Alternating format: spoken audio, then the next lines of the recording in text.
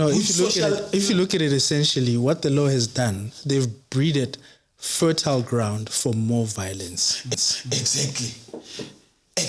And no one discusses that. To say, in as much as we have identified this thing as a social ill or evil, why don't we go into the root of it and address it not with punitive measures, but in a way that we create courts that will specifically deal with domestic violence or gender-based violence in a way that people will not be in a court system, but will be in a system that whoever is dealing with that particular matter goes to the root cause of it. If it means that social workers must come, psychologists must come to revisit the background of the man and the background of the wife and prescribe a psychological solution to his problem that has led to him behaving in a manner that he's behaving in, before we become punitive with the might of the law. Yes. We are not doing that. Yes. Yes, yeah. You know what? Another thing that I believe has largely contributed to the situation that we find ourselves in as a country is the broken down family structure, is the same policies that we're talking about, whereby rights have been taken away from men, rights have been taken away from the public safety officers like your police and whatnot. The police themselves cannot deal with a crime. When there's a crime happening, they wait for the facts to happen and then they go afterwards, because whatever it is that's happened, they are afraid of facing the criminals. And then also when it comes to attending to those specific issues, they know they're going to arrest people, take them to the holding cells, and then they'll be released on bail, and then more crime is bound to happen. You know what I mean? So I think all of the policies that have been put, most of the policies that have been put in place in our country, they sort of defeat the purpose of what they're supposed to serve. Before the dog comes in, let me shock you again. Remember, the very same legislative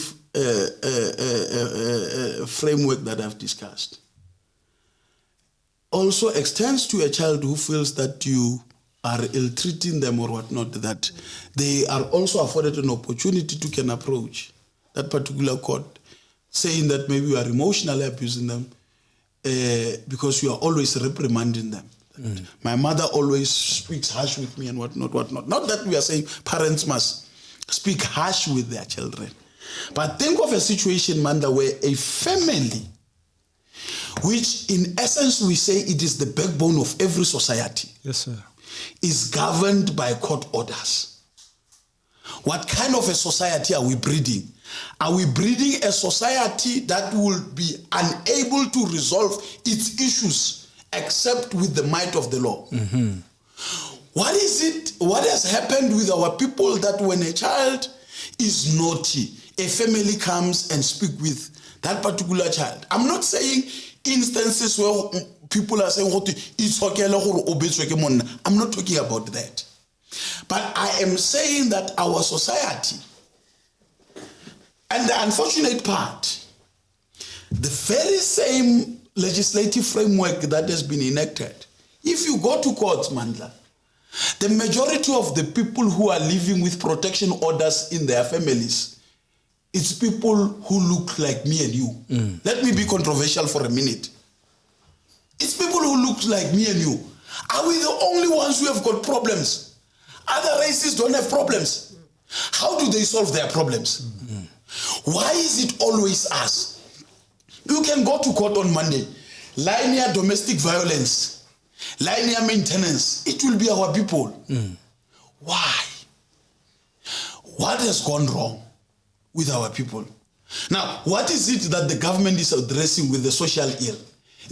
We are throwing the law to every problem. We are throwing the law. From there on, we hold sweetheart conventions, takes money and pump in there. Say we are speaking with men stand up against gender-based violence. Then people are giving money where they are just talking politically correct things, and they are not confronting the issues that are affecting men and women in the streets. That is why we were even criticized. We have heard a lot about this GBV dog. But why is there no progress? It cannot be where our people are so hard until now, dog. Yes, sir. Everyone is crying about GBV. Why is it that there's no end? Can every year around November, December, 16 days of activism? Every year. This brings me back to, I always say our government is very reactive, you know. We're moving into the STI month. Then they're going to be making noise about STIs and whatnot, PrEP and everything like that. So every time there's a specific month or day dedicated to a certain evil, you know what I mean? And then once that is done, you know, we move away from it. You know, festive period, what's the biggest thing? Road safety campaigns. Beyond the festive period, quiet. But people die daily on the roads. So even when it comes to this whole gender-based violence thing, it happens on a daily basis. In Kanana, we've got a woman dying literally, if not every day, it's every week, if I remember correctly. Every week, a woman dies at the hands of a man. I know that our subject is the hidden side of gender-based violence. We're talking about men. But, you know, we're just addressing how reactive our government is. Now, is our government decisive in terms of wanting to fix not only the family structure, but, you know, the overall environment where the citizens of the country find themselves? Is our government decisive? Are they able to deal with these things? Or do they just put policies in place just to look like they are doing their work, like you said, just to sound politically correct? Is there anything that they are doing that actually works and filters down to the people that need it the most? And are they taking men into consideration? Yes. Yeah, you know, if I was to come there, thanks so much for giving us that legal background, Mr. Ramatsosa, because it sheds light on a lot of issues that people like myself don't understand. But to take it even further, for me, I would say that the legal aspect of things should be the last resort, right? Because punitive actions by their very nature come in at the end, right? So if you want to build a good society, and if you want to build a society where people can live together and cohabit together in peace and in harmony, we need to go back to the basics again. Remember that I'm going to go to marriage, right? Marriage is the only institution where you are given a certificate before you start, right? I'm a doctor, wow. Right? I'm a doctor, and I was given a certificate because I proved to myself that I studied and I showed that I am ready for this institution to function as a doctor, right? How many people are prepared to cohabit with other people, especially in a country where we are coming from broken families and broken homes, right? So in essence, you have broken down men, broken down women, right? Because remember, when we are talking about broken families, it affects the boy child, and it also affects the girl child, right? Now, if you actually, as a government, want to move your country forward, you have to heavily invest in your people, in how you socialize your people right from the beginning, the kind of programs that are available, and also educating people, providing an environment where people can thrive. You know, the single one factor in the world that has uplifted countries, entire countries, from being poor to middle income and high income countries. You know what that is, Mandla? Yeah. It's education. Yep. Nothing has uplifted the world like education. Which I feel that, you know, it has been diluted in our country. A lot. No, but I don't think it's the dilution per se. Let me differ there.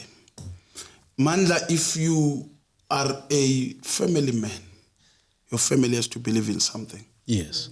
What is it that we believe in as a country? Yes, sir. Exactly. What is it that we stand for as a country? Yeah. Exactly. Maybe we need to ask ourselves to say, because, you know, if there's a vision, we know where we are going. Yes, sir. But where are we going in South Africa? 30 years into democracy, where are we being led to? Exactly. What is it that we stand for? Because I mean, other systems that have been there before, we knew what is it that they stand for, whether that thing is correct or wrong, but they stood for something. But ourselves, what is it that we are standing for? We have got, we have got a constitution that is lauded as the best in the country. We are the last country to receive, to obtain democracy. You understand? Well, other African countries, they were colonized. We were not colonized. We are under a certain system. So, but now the question is, why is it that we become the big brothers of the entire world? Why are we being lauded as the best? Yeah. What do we stand for as a country? And so everyone goes there. Yeah. Now this thing comes, we are going there. We don't stand for anything. That is why we have destroyed almost everything. And then we destroyed is using the law. Yeah. What do we do now? Do we revisit Build. or rewrite? Build capacity. Build capacity within the populace, the common man. Understand? Build the dignity of the common man, the woman and the man. Yeah. Right?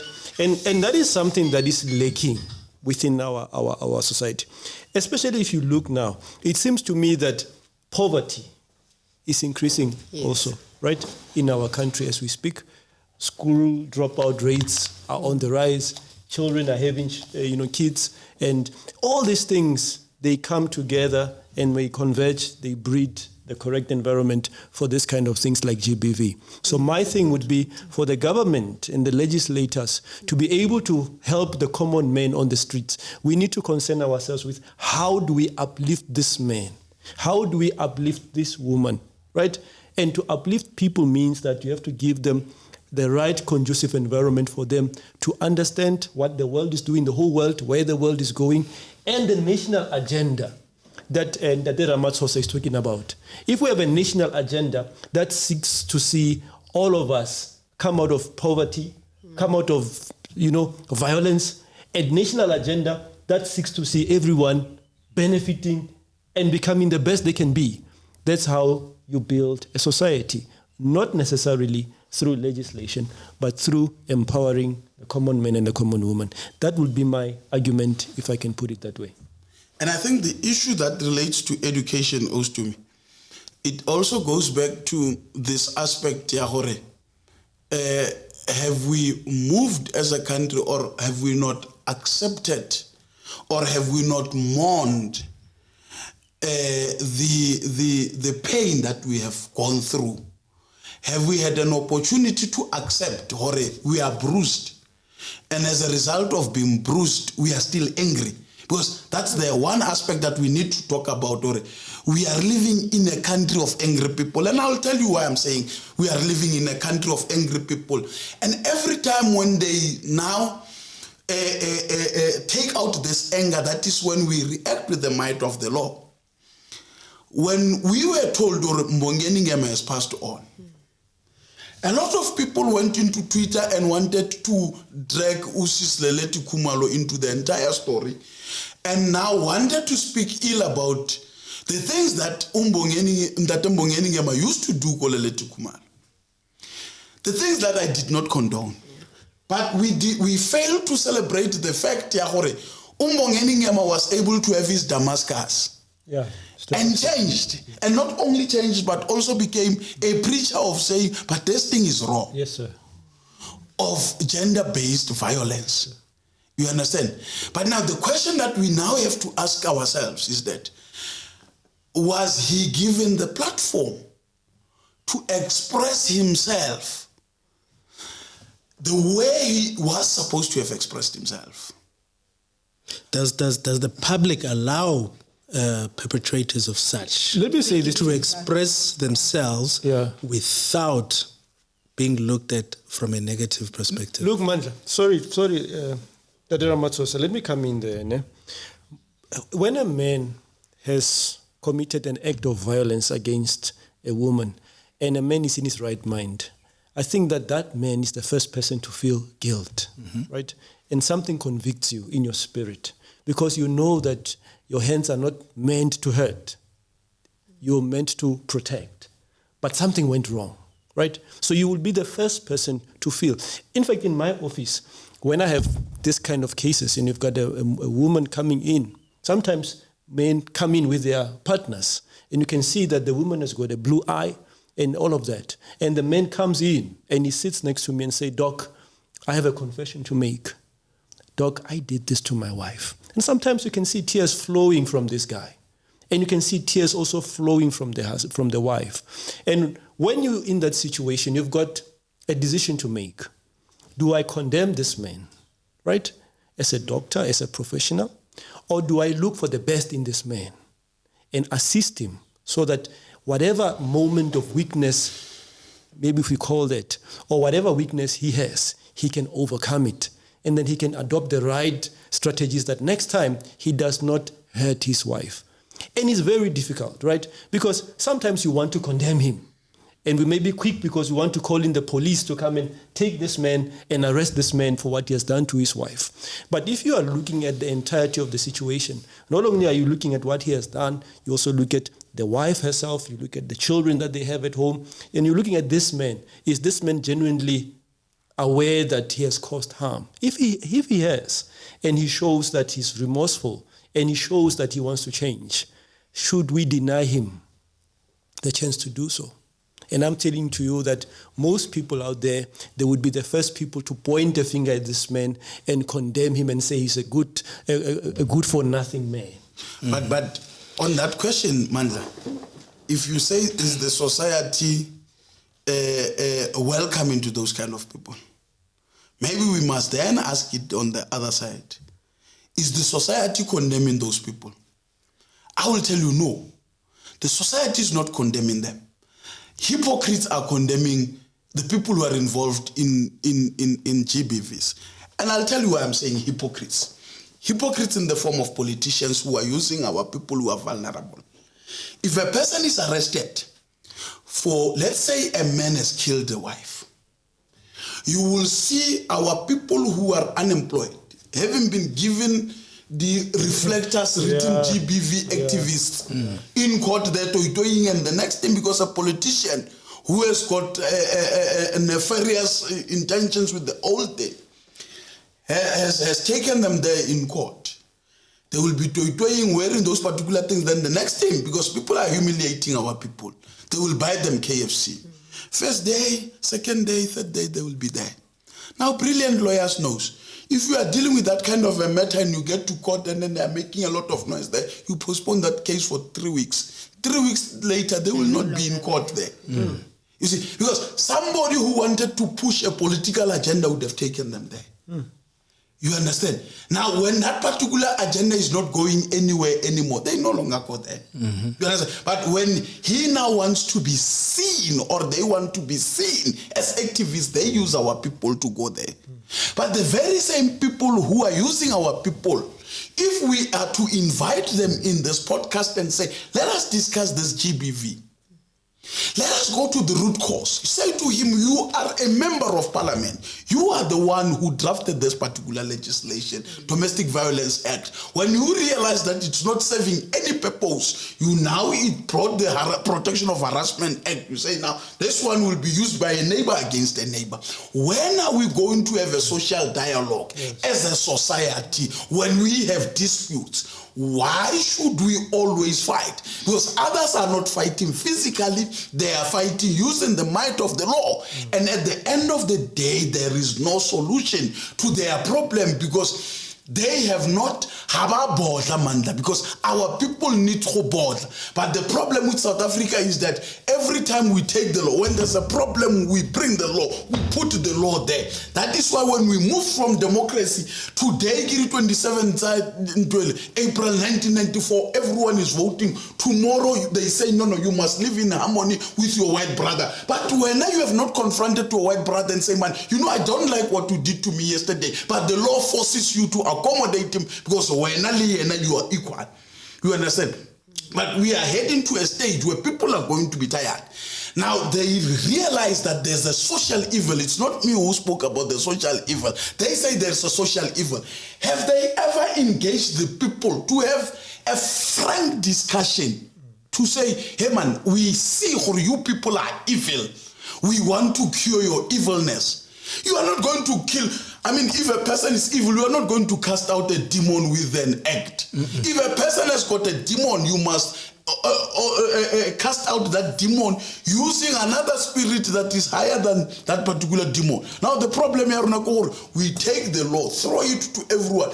People, when now they don't comply with that particular thing because you have not solved the social problem. You understand? That man contravenes that particular protection order, you throw him in jail. You think you have solved any problem?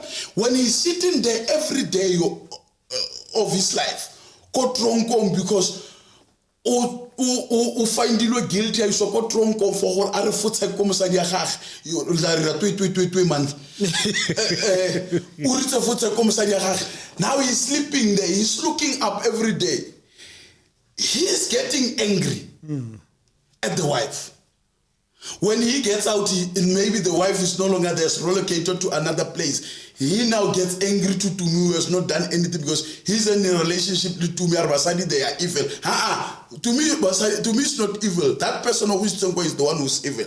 But the problem is saying FYRSYD is evil is because they never had an opportunity to discuss the problem that has led to this woman opening a protection order against him. Yes. So, but in your experience as an attorney and your experience as the doctor, how many cases do we have of men who are abused by women? You know, now in my entire practice of over 10 years, I've never represented a man who says ketlapilwe ke mosadi. I don't remember at all.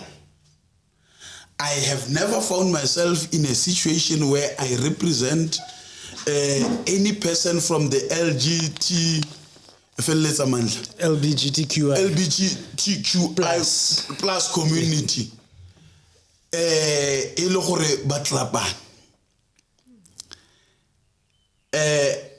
If you were to ask me whether I have represented a man who have slept another man, yes. Have I represented a man who have killed another man? Yes. Have I represented a man who has slept a woman? Yes. Have I represented a man who has killed a woman? Yes. I have represented them. But vice versa, I have not found myself in the situation. So you've represented a man that has aggravated violence against another man, but not a man that has been on the receiving end. No, not the one who has been on the receiving end. Okay. The one who would ordinarily would know a number of murder cases. That's why I'm saying this gender-based violence, maybe we must also revisit it as to say, but really, when we say gender-based violence, who are we talking about? Yeah, because, when you go back to that, there's been statistics that state the fact that the highest number of murders, right, is it's men. On men. Right? Yeah, it's men on men. Suicide, men. Yeah. Right? So, when we look at it that way, and these things are not accounted for under gender-based violence, what do we say about that acronym itself?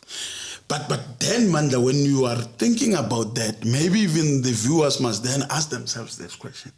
As they read the preamble of the Domestic Violence Act,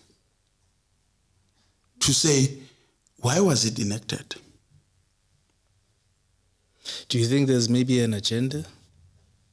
I don't know. It's for the viewer.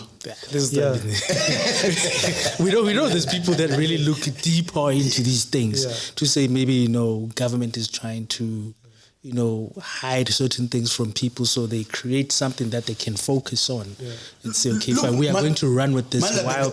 The government has accepted. The people who drafted that legislation have accepted that they have identified that there's a social evil. Yeah, but you know what?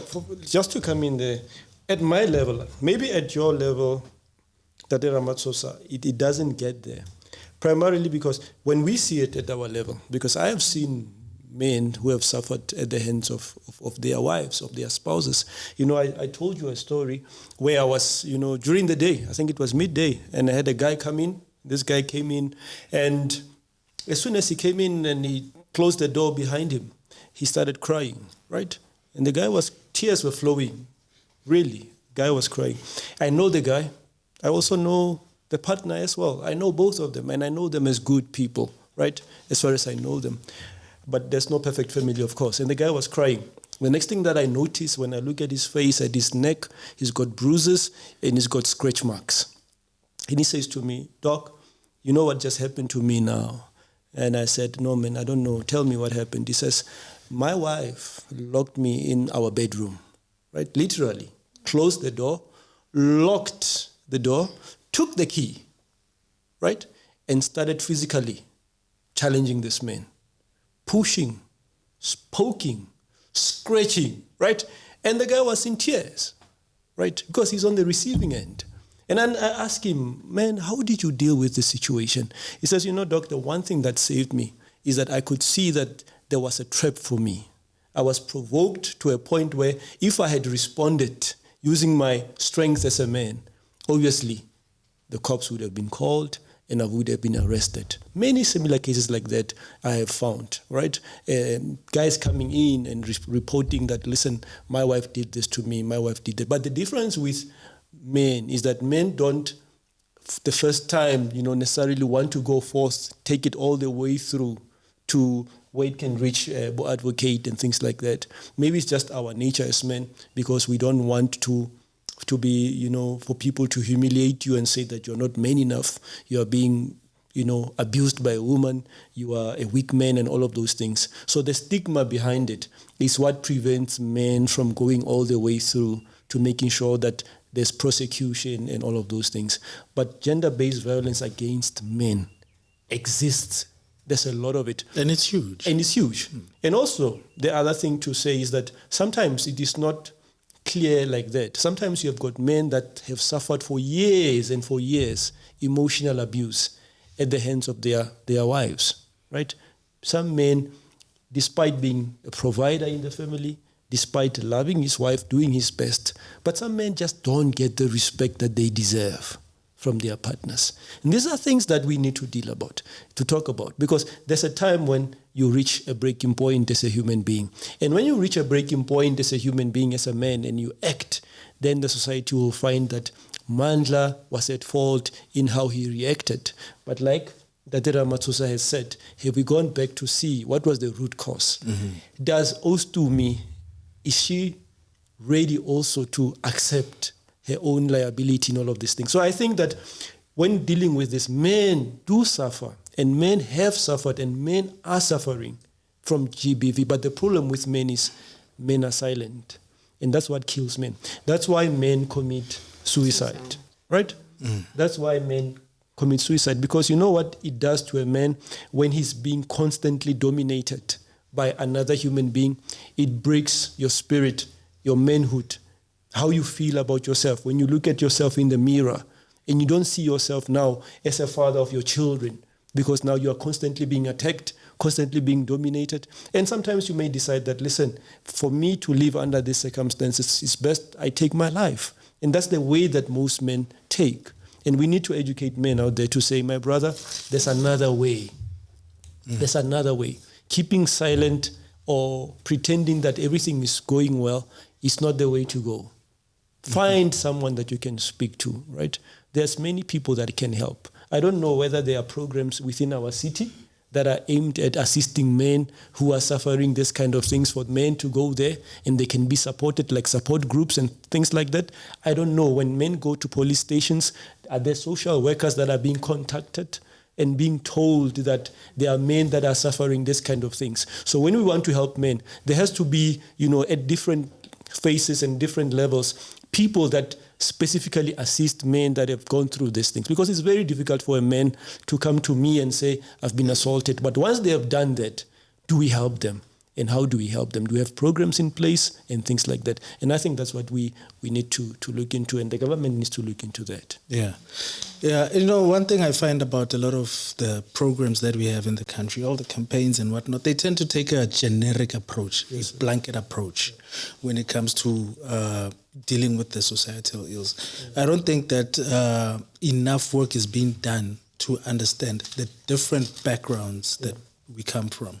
I mean, for crying out loud, we've got how many official languages? 11 official languages. 12 now. It's 12 now with the sign language. Yeah. I was about to ask you which one. Sign language. I mean that alone tells you how diverse Yeah. our nation is. You know, I mean, if you have that diverse a nation, how can you approach such evils by using a blanket approach? You know, don't you think that there are other means and ways that we can come? Because yes, we do have GBV helplines, and we've got this and we've got that. And are the people equipped well enough to deal with people that come from different backgrounds? Are they given enough information? I Are they think it's not trained? even necessarily, Mandla, the background that informs what is happening.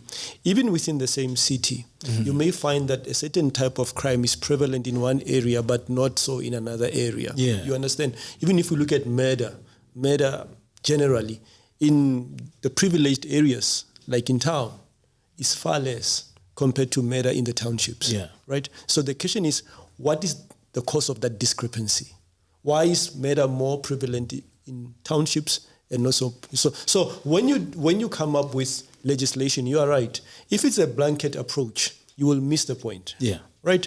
You will miss the point that speaks to why are people Kokanana dying more than people Kodoring grain. Right? So you are absolutely right. We need to get to a point where we have legislature, we've got people who interpret legislature, but people who can also see where to apply it and how to apply it. And if there are shortfalls and pitfalls, they can come in and then help those particular communities. And I think that this is something that the government has to look into.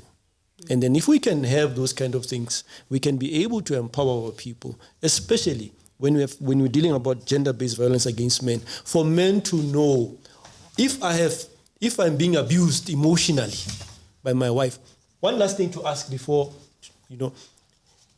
can sex be used as a form of abuse against a man? Oh yes, certainly. This we should give. This I don't know what you say. Can sex be used? Does it qualify? I don't know. I'm speaking from a male perspective. Does it qualify? I think though. I know that you are here to ask questions, right? Yeah. But I don't want to, sound conniving or undermining to women, right? This is just a perspective from Mandla as an individual. I think sex can be used, as a form of manipulative tool. Do you think that women actually do that? I don't think so. Emotions are involved there. How is that possible? No, but when you are conscious of the decision making, let's say your other half has, hurt you in one form or another. Man, there's a very difficult terrain to go to. And I'll tell you why I'm saying that. Previously, in our law, we had this thing called restoration of conjugal rights.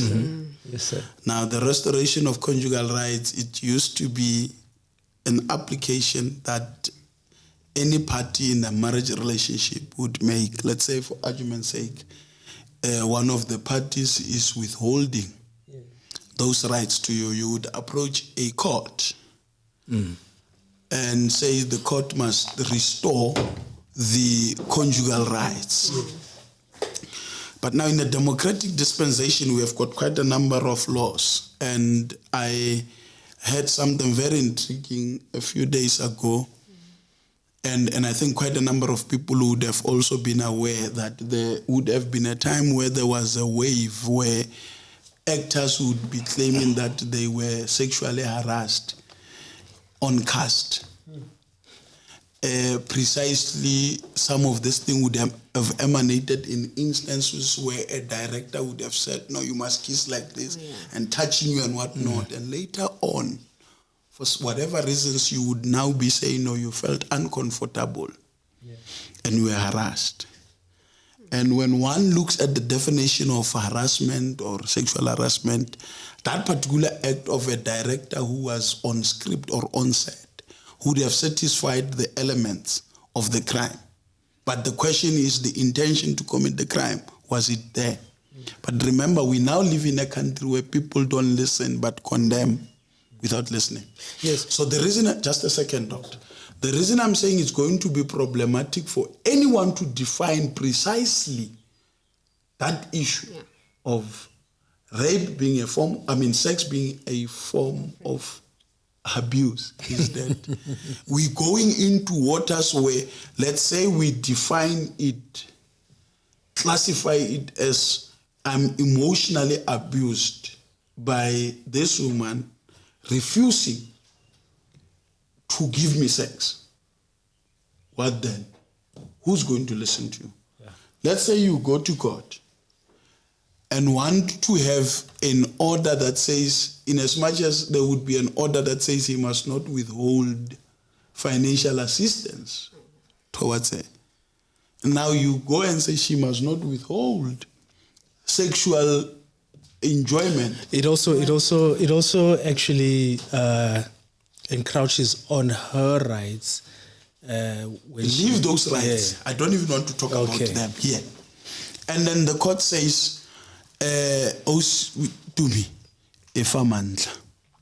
And she gets home and gives you, wakes up in the morning, the following day, goes to court and say, he raped me. Yeah, but the reason why I'm raising that is that talking about men, and these are some of the issues that frustrate men, right? Men are frustrated because some of the men, they are not getting what they're supposed to get. No, man, let's tell our men again. Yes. If this woman does not want to give you, go and masturbate. Okay, so this is very interesting, right? Because I'm trying, we must raise these things and we must be honest. We are not trying to be politically correct. Yeah, that's true. And we are not trying to be nice. We are trying to deal with issues that frustrate men on a daily basis. Because there's someone here that said, but men cheat. Why do men cheat? And people sometimes don't want to take responsibility and say, sometimes men don't have an option, right? Because for some reason, someone is always tired. Got a headache. Someone is always tired, right? And this is a man. He's got needs, right? And for precisely because he knows what is going to happen, he cannot enforce himself on his wife and get what is due to him, right? So what he does, he has to hold it in, right? And walk around the whole day like a little boy who's 14 years old or 13 years old, looking always. Right? When he sees a skirt, he turns that way. When he sees a skirt, because the edges are on him. He's pressed. He's got to release the tension somewhere. These are issues that men have to deal with. And so that's why I was raising it. I'm saying to you that there's a lot of things that we have to think about when we're dealing with GBV. Yeah. Not only against men, but also against women. But the best thing to do as a human being is raise your capacity for yourself to understand yourself. Be informed. Know your rights. Know what it is that you can do, know what it is that you can't do. And at the end of the day, Mandla, if you are a man and you're in a situation where you realize that you're not being respected and you realize that you're not being taken seriously, maybe ask yourself this question. Should you really be there? Yep. Should you really be with that person? Should I really be with a woman that scolds me like a little boy? Right? Yeah. And the woman who deprives you of sex. Should I stay with a woman who deprives me of ntwemuna? Does it mean that men are designed to have sex every day? No. It's not what we are saying. No, we're not saying that. But we are saying don't weaponize it. Don't weaponize it. Okay. Let it not be used as a weapon. By any means. And when we say let it not be used as a weapon, it should not be used as a weapon for me to love you. Oh, yeah. You must not bring Steve Harvey into my relationship because we are in South Africa. That I am going to spend, what is it? Is it 90 days or what is it, Steve? 90 days. Yes. 90 days. Where I am on trial. What is this Steve Harvey thing? I don't know it. That, because the moment you do that, you are weaponizing it. And I think we also have to say this thing. Maybe our sisters must also stop this thing. Give me 500 rand, ke tlo hofa. Some, let's not be stereotyped. But yes, I hear you. No. I'm not going to. Remember when people say men are abusive, they don't say so. They don't say so. They just say men are abusive. They say men are dogs. Yes. Okay. So I'm saying, let it not. Maybe we must then say this thing, and let me say it to the viewers. Let us stop commercializing sex. We know that our society has commercialized it. But people who are in relationships, stop commercializing sex. Don't sleep with a person because you want money from him. If you know you are in that particular business, go and stand in the street and see if this man will pick you up. Because some of you have been picked up also becomes a problem, and it also creates conflict. Because when you are done with him and you start to tell him about delay by, so without him, it becomes a problem to an extent that sometimes, because the good doctor here or myself, if I were to be tempted and find myself in a situation where a person now starts to make demands after I'm sleeping with him, for fear of what might transpire tomorrow, I might end up having agreed to gratify her with the money that I had not budgeted to give to her. Exactly. And that creates anger. Yes. You understand? Yes. And again, we need to say this thing. If you don't have money, don't go to a tavern. Because a person who gives you alcohol, some of them, and lelo namajita, stop this thing and want to sleep with them. Because a drunk woman cannot give consent. Now, you start to be angry. That's another form of violence. Let's just hold it there. So you're saying by law, a woman who's under the influence cannot give you consent. Cannot give consent. Yeah, a drunk woman cannot give consent. Majida. Yeah. I think that's one thing that really needs to be communicated, because people don't even know that. Yeah, you know, a drunk woman cannot give you consent. I didn't know that. So this is something that men need to be educated about as well. For men to understand that you can't go around thinking that you will take advantage, especially of young girls. Because we are living we are living in a country where grown-up men have a tendency to go to the campuses and park their big cars outside Kodi campusing mall. Because now they think that, because of one or two, drinks, and after that, I'm expecting that. Understand? So, man, that's what I was saying. Get it? The only way in life for you to progress is when you've empowered yourself. So people need to empower themselves. Knowledge. Men need to empower themselves. Knowledge. Men need to have knowledge. They need to know what it is within their legal rights to exercise and what it is that they cannot. I mean, this is big. This is humongous. This is huge. That a lot of people, most South Africa, men in particular, we don't know that a woman who's under the influence of alcohol cannot consent. And I really hope that we haven't started something else, because some people can weaponize that, Some people can weaponize that, go and drink, and then start, afterwards, babatla mavoso and everything like that. Then they run to court and say, but I was drunk. Yeah. But look, we are just giving people information out there. Please do not weaponize it. But men must know. Yes. It comes from a legal expert himself. Yes. A drunk woman cannot give consent. So do not.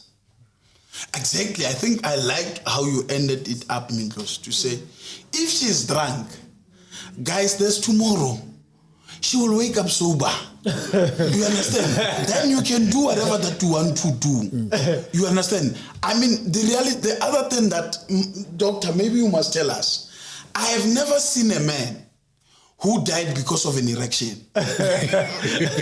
So that thing, unless he drank something, it will be painful. But guys, please.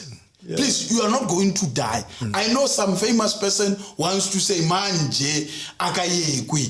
Muyeke, if she says no, muyeke. Yeah. I mean, honestly, there are people, Mindos, who are sentenced 10 years, 15 years in prison, who said, Jens, why it's again, Nengas Khon, Negitsuhet, no whole blind, Mano Hanoka Bonanaleang, Naha Naka Ntwele, Ka Mulo Mumare, Yenona now. And you're going to that something that you could not wait for tomorrow. You are going to stay for 15 years, 10 years. I'm not saying you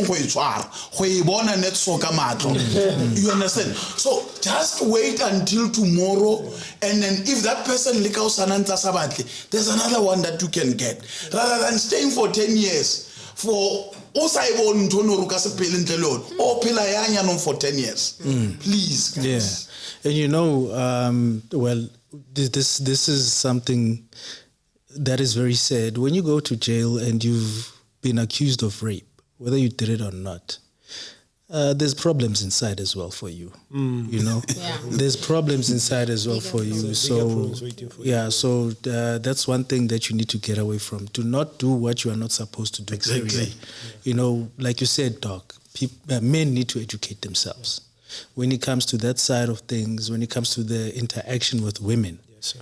We, like you said, they can always go and find somebody else who's willing to do it. We are not promoting promiscuity. Yes. We are not promoting promiscuity at all. We're just saying that level up, get your facts straight, gain knowledge, understand who you are as a person, understand what your contribution must be in the community at large. Do not engage in things that will lead you on a path of destruction. But Doc, from the medical point of view, you are able to resist. This thing is after some time, isn't it, Doc? Yeah.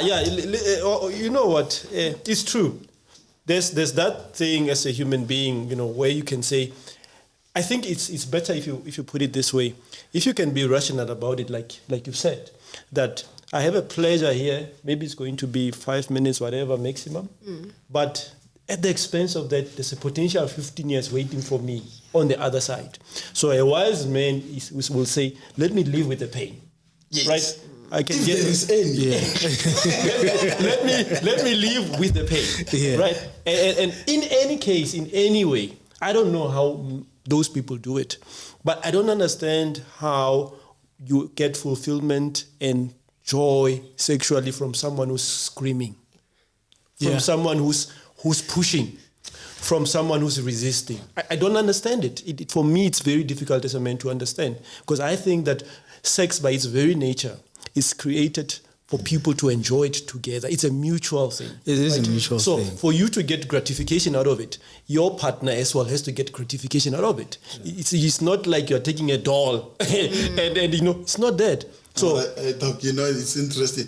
I think we can discuss this thing with me as a topic to say, but how do you guys, please? Yeah, but the truth of the matter is, when you violate a woman sexually, that woman sheds tears. Exactly. And she's disapproving that this is a violent act that is being pushed upon me. Exactly. And a real man, a good man, should not be able to go through with it, even if he's at the height of his feelings. There's quite a number of myths, Doc, that I think we need to demystify, especially from what you have just said to our brothers. Because there would also be a narrative out there amongst men when, I know today we are discussing them being the receiving. Because there's this narrative that as a form of abuse from men, and that I think it's associated with the pain when you are engaging with another person, that men would be insulting women that umeti and whatnot. You understand? Not understanding because this is something that is related to the pain that you are speaking about. To say, but why do you engage in this kind of activity with a person who's in pain? Because this is the person who would have been taught the dominance of the act associated with pain from the recipient. That if the recipient is not in pain, then there's a name that they would use that starts with S. You understand? I know the name. Yes. I know the name. I'm not going to mention it, but there would be a name that starts with an S. That would now be directed to this particular woman. And followed by other unprintable things. Or the reason you are this way is because also podcasting. So unowira podcasting. That's the narrative that I also think at a certain stage we need to talk to men that it does not need to be painful for you to enjoy it. No. Yeah, I mean, why the dominance? Why do you feel like? Why do you want to feel like you're dominating? Because, like you said, it's a mutual thing. Exactly. Yeah. Okay. No, that's fine, gentlemen. I think that this subject we've actually flip-flopped between gender-based violence against men and women, right? There was a question that was asked on a group where we had posted an advert for this very episode. A woman said, why is it that men are going to discuss GBV? Men cannot solve GBV, right? I know you don't like the acronym, but we'll use it because right now it's what is being used. They're saying that men cannot solve GBV. Yes. What do you have to say about that? Look, I would say to understand the human condition is very important, and the dynamics that exist within the human condition. If you say that men cannot solve GBV, to me it sounds like you're saying men are the ones responsible for GBV. So the question then becomes, who then is qualified to solve GBV? Because if you exclude men as potential solvers of GBV, you are leaving only the victims. And the victims themselves cannot solve GBV. So it makes no sense. The premise of that question is actually is wrong. It's absolutely wrong. I believe that to solve GBV, not only do you need a dialogue like this one, where men are talking, but women also. Women need to have a dialogue among themselves as well, as to how do they also contribute to this? Are they empowering the perpetrators? Because sometimes, Mandla, there's a situation where, like I say, maybe a woman will be involved with a guy. She knows very well that this guy is aggressive. She knows that this guy is not a good man. But because of the financial benefits that comes with being with that man, certain women would settle with that man, as opposed to settling with you because maybe you are not able to provide. So these are some of the things that are plaguing our people. And I think at the center and at the core of it all, the vast majority of this thing has to do also with the fact that people are vulnerable. People don't have. Poverty also plays a role. That's why I said to you that every society that has been able to uplift its standards of living for the whole people, it has been through education. And getting people to understand and have a value. A woman that is self-sufficient, that can look after herself, does not use the same standards when choosing a partner. Right? Am I right? You're correct. I think Mindlos, that particular question is like a person who says that I'm a drug lord and I want to open a rehabilitation you can't. center. You can't. And I must not be misunderstood by the viewers. If we want to overcome the issue of GBV, we know that the majority of the people who would be the perpetrators are men. So they must be involved. Now, we need to get to a stage where men are going to accept that this is wrong. Until such a time that men have accepted that this is wrong, we can speak until we turn blue. We're not going to have a solution to it. Women can come and shout. They can make every law that they want to make. But until man says this is wrong, and how is it going to be wrong, Mindlos? It's going to be wrong when I say, Doc, I'm not going to associate you when I know that you are slapping your wife. If Doc comes, when I know Doc is an abuser, sit down with him the first time and I said, Doc, this is the last time I'm talking to you about this issue. And if this is how you live, brah, forget about me. You see? And when he leaves, comes to you, Mindlos, watch again and say, hey, Doc, you know what? I'm not happy with what you have done. In as much as that I would have supported to go into court. But I want to tell you I'm not happy. And it stops now and it stops today. If this is how you are going to live,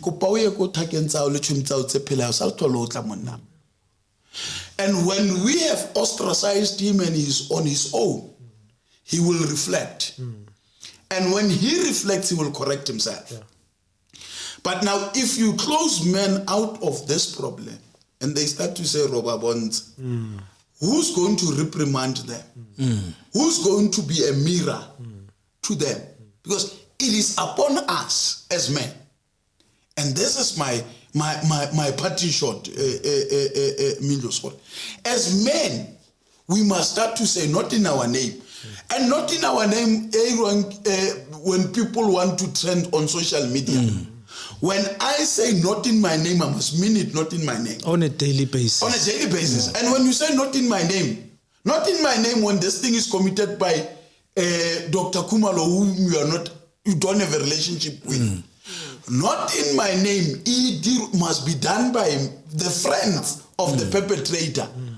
Saying to him, not because they want to be seen by the world. In the secret places more where they discuss or they want to chow who and who. In that discussion of chowing, they now say to him, Mchan, look, we don't appreciate what you have done. And by virtue of that particular thing, if you are not going to correct yourself, you are not part of us.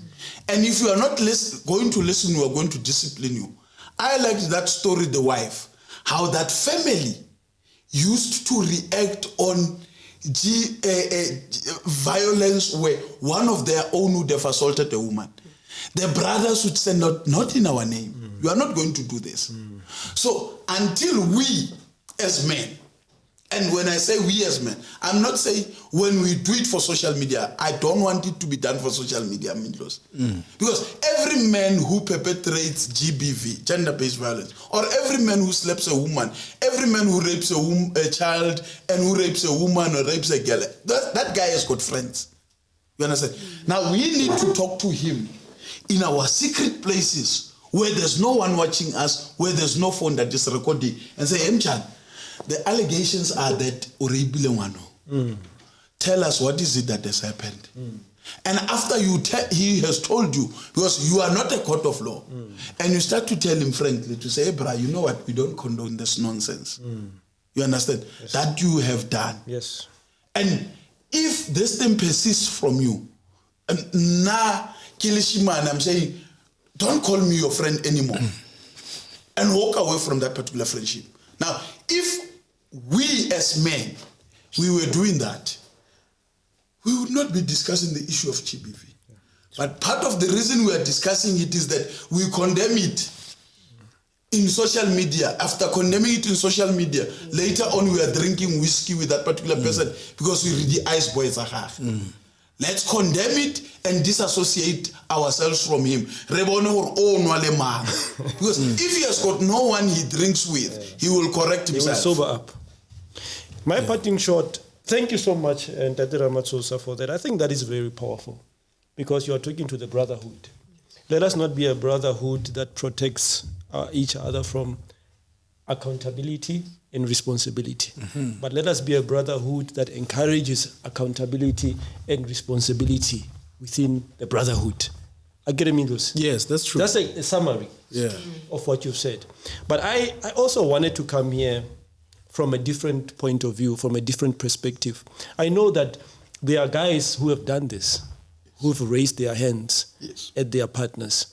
And from all walks of life. We are talking about professionals. Some of them are doctors. Yes, I wanted to come some to of them, effect, but some of them, with it. Some of them are lawyers, right? Some of them kibarut, preachers, men of God. True. Some of them, they are living opulent lives. These are rich people and wealthy people. This thing cuts across the board, right? It is not about whether you are rich or poor. This thing happens everywhere. So I know that there are some good men out there that have done this. But you know what? We are afraid to come out. Let me say this to you. If you are a man and you have done this, my brother, take it as a lesson. Yes. Because you know how you felt after that thing. It broke your spirit.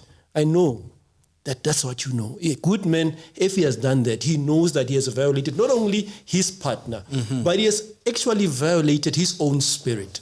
Because your conscience will condemn you first before anybody else can condemn you. So give yourself a second chance. Realize where you went wrong. Realize that your hands You know what? My hands, advocate, because I am a healthcare professional, my hands are for saving life, right? So sometimes your hands, don't make them spill blood on earth. It is not your calling. We are called to protect.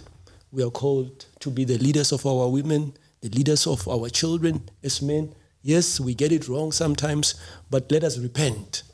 Yeah. Let us repent of this evil, right? Yeah. And if you are a man and you are suffering GBV at the hands of your wife or your partner, then my brother, ask yourself this. Is it worth it for you to be in that relationship where you are constantly undermined, where your manhood is called into question? Can a loving woman really do that to you? So that is my parting shot. Men must look after themselves. Love yourself.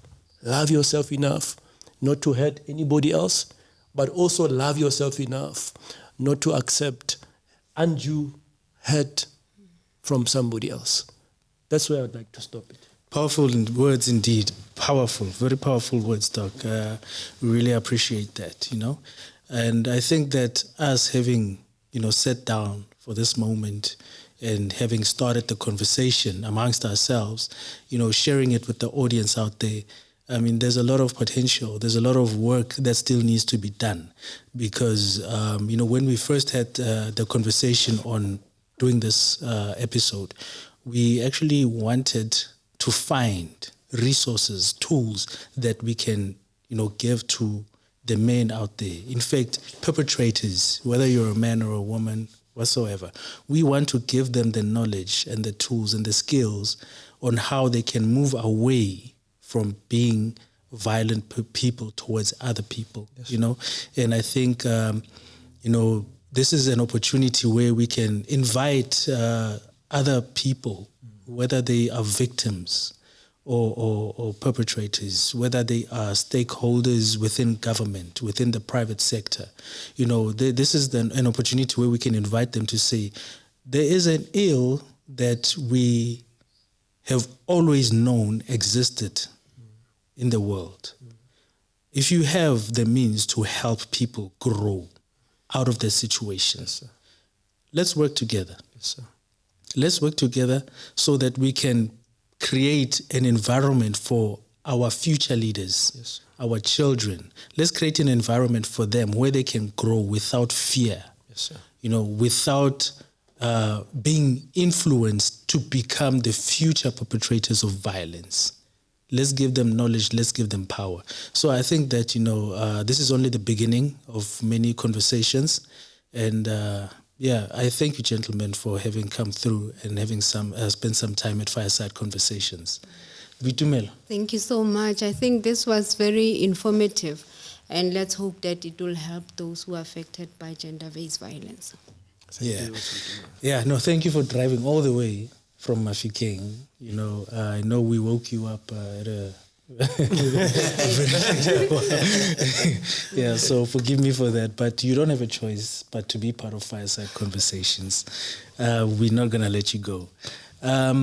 This is Fireside Conversations. We were talking about the hidden side of gender-based violence.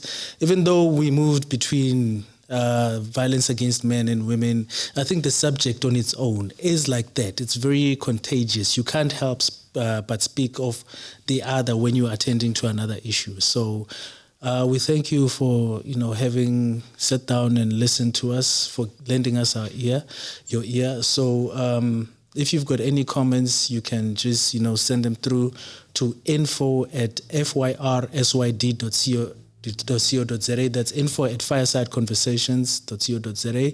We also have a WhatsApp line, which is 079-612-5936. You can also send us information on those.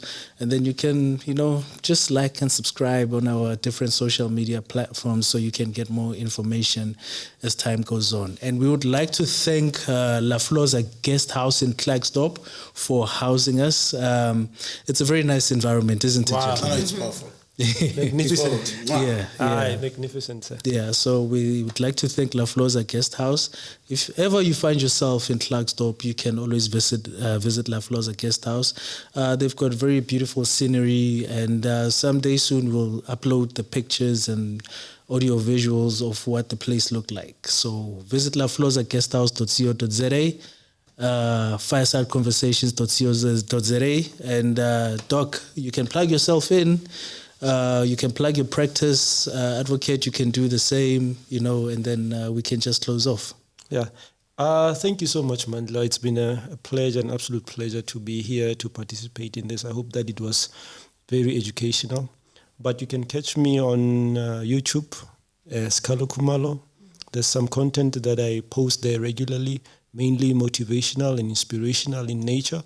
I'm also very much active on Facebook. There also you can catch me as Skalo Kumalo. I'm also available on TikTok and also again Skalo Kumalo. Yeah. Thanks, Mandla. Okay, fine. It's really an honor to be in this podcast. Yeah. Fireside Conversations. Indeed, it's Fireside Conversations. There was fire. There was fire. There was fire.